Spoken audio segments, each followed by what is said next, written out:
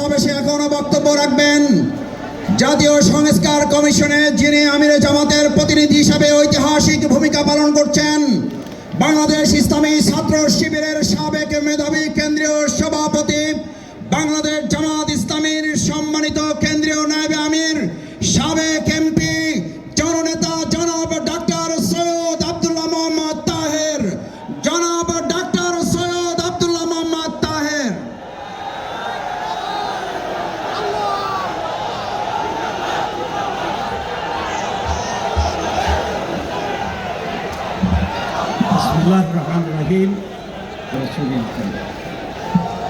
মাননীয় সভাপতি, উপস্থিত ভাইরা, আসসালামু আলাইকুম রহমতুল্লাহ। আজকের যে জনসভা, এটা একটি প্রশান্ত মহাসাগরের সাথে তুলনা করা যায়। প্রশান্ত মহাসাগরের পাশে আমি গিয়েছি, সামনে তাকালে পানি ছাড়া কিছু দেখা যায় না। আজকে যে মহাসমাবেশ, মহাসমুদ্র, সেটাও সামনে তাকালে মানুষ ছাড়া আর কিছু দেখা যায় না।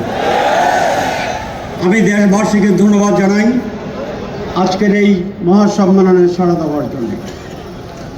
বাংলাদেশ জামাত ইসলামী মানুষের দল, নীতিত্ব নীতি কি যে ক্ষুদ্র